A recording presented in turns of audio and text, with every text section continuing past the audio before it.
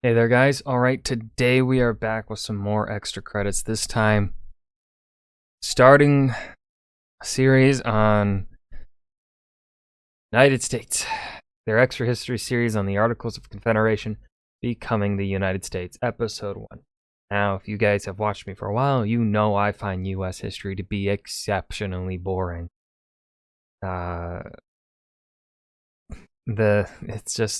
It also isn't all that fun to talk about because for some reason, there are people that defend slavery. Like, what the fuck? Oh, it was accepted at the time. No, it wasn't. You know who doesn't accept slavery? The slaves. Get the fuck out of here.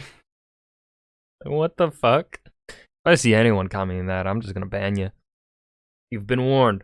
Before we dive in, make sure you go and check out the links in the description box below. I would love it if you joined the Discord and followed me over at Twitch. Okay, let's go ahead and dive right in here and see exactly how they're going to cover this, because I'm curious, really. Like, is this going to be a series ultimately that goes until the U.S. drafts our modern constitution? The one that really made the U.S. what the U.S. is today?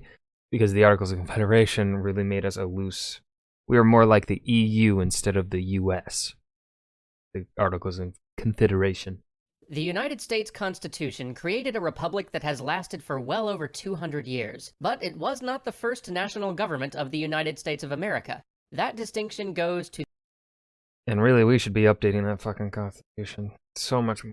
Like, we're still using the same one for so long ago. It should be updated, like, I don't know, maybe every half century would be pretty good. Like, I know some people were calling for it to be updated even more often than that, but I think every half century an update to the Constitution would be a good time span, right? To the short-lived Articles of Confederation, without which the Constitution as it exists today might never have been formed.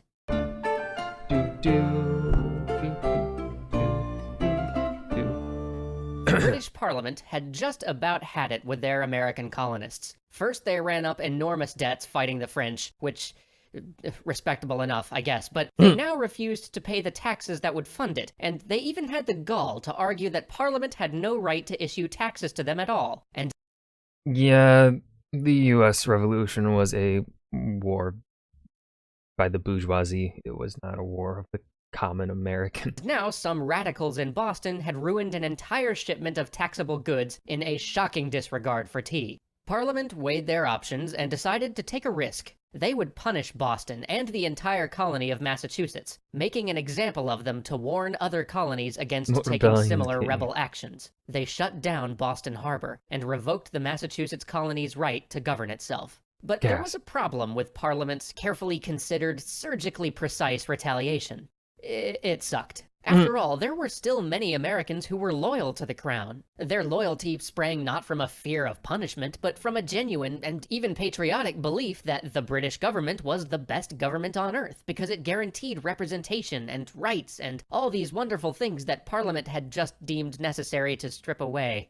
But the radicals and the loyalists were united in one belief, that a display of American unity would help Parliament and King George III reconsider the justice of these acts and repeal them.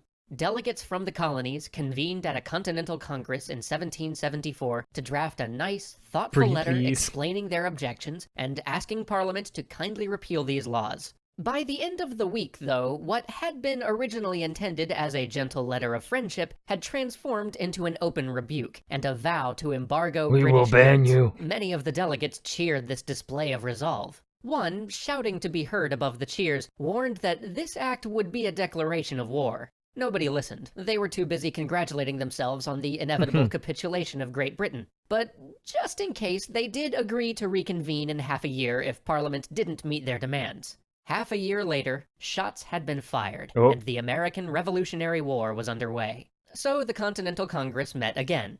Despite everything that had happened, those who had been loyal to the crown still held out hope for peace. They decided to write another letter, because that first one had just worked so well, but this time they would write directly to the king, and promised that they were still loyal and totally understood that his bad ministers had led him astray.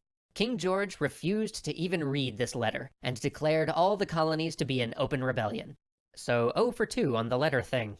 It didn't help that at the same time Congress had been drafting this petition for peace, they had also mustered a continental army, appointed a general by the name of George Washington, and begun to organize armed resistance. Many loyalists saw this as a necessary act of self-defense. Radicals saw it as the first step toward American independence. Freedom! The idea of independence had begun to gain popularity, but the delegates of the Continental Congress could not act on it. Not only did many still hope to reconcile with Great Britain, but they also had to answer to the governments in their home colonies, and their governments said, absolutely not. Nope, do not even think about declaring independence.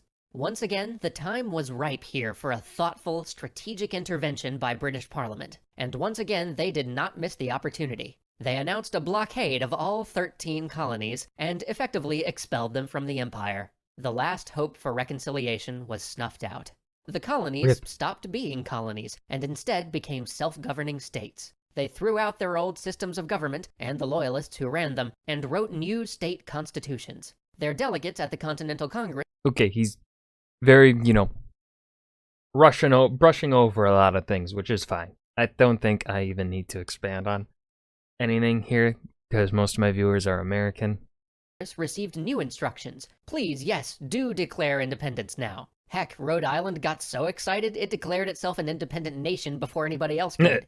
Swept up in the enthusiasm for state building, in the summer of 1776, the Continental Congress resolved to declare independence, seek foreign allies, and write a constitution.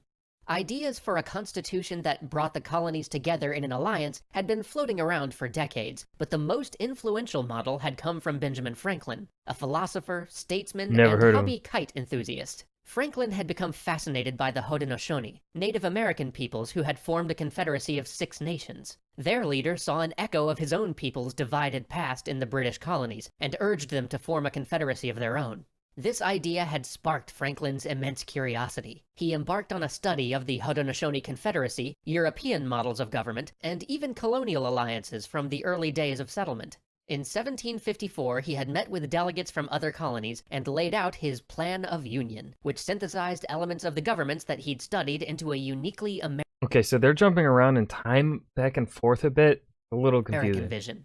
The delegates enthusiastically adopted it. They brought it home to their governments, and their governments, just as enthusiastically, threw it out. The colonies had wanted to be able to determine their own fates, at least as far as Parliament would let them. Franklin's plan asked them to give up some of their political power to a central legislature, which would control their foreign affairs, creating yet another unwanted layer of supervision to get in their way. No thank you.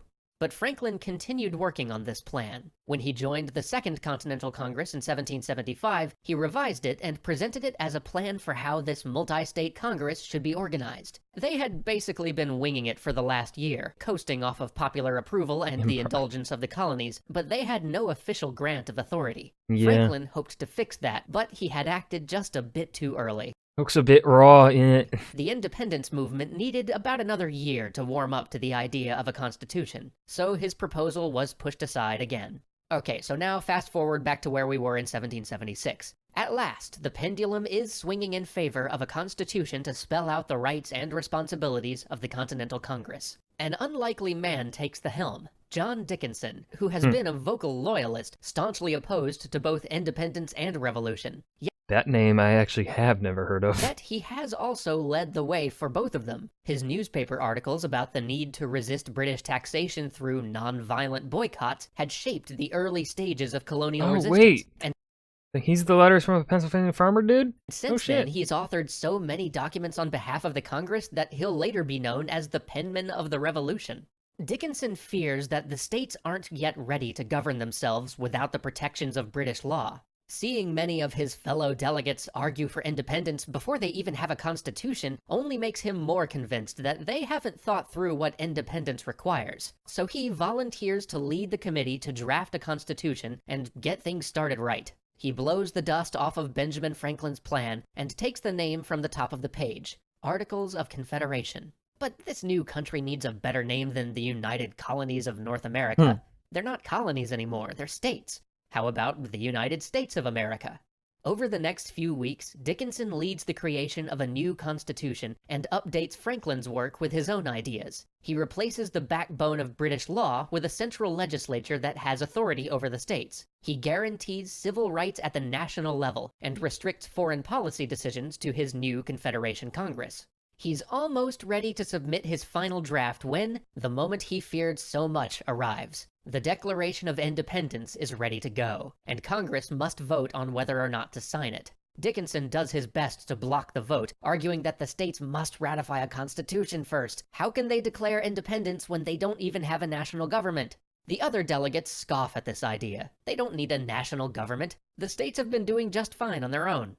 Just as Franklin found 20 years earlier, the states still do not want to give up their power to a central legislature. After all, the whole point of this revolution was to get rid of British Parliament. Why would they rush to put some other power in its place? The vote for independence goes to the floor. Everybody except Dickinson votes yes. He can't vote yes in good conscience, and he won't vote no to undermine the unanimous support from the other delegates. Instead, he resigns from Congress, his reputation in ruins, and he goes to serve in the war. Without Dickinson to defend it, the Articles of Confederation he drafted gets torn to pieces. The strong central legislature he proposed gets demoted to an advisory board. Civil rights protections disappear. This Congress will have no power over the states, and has to trust them to fund it voluntarily. Congress does get to keep the power to make foreign treaties, but it'll have no way to enforce them. It is this version of the Articles of Confederation, so different than what Dickinson wrote over a year ago, that finally gets sent to the states for ratification. And even that will prove much more difficult than expected. Okay, so they took a different route than I was expecting them to take. This was the start of the revolution against Britain. I thought this was going to be, entirely about really well, it was in the Articles of Confederation a bit, I guess. I don't know. No, I thought this was going to be like post-revolution, the immediate, or during the revolution, not pretty much the build up to the revolution. And I do like that they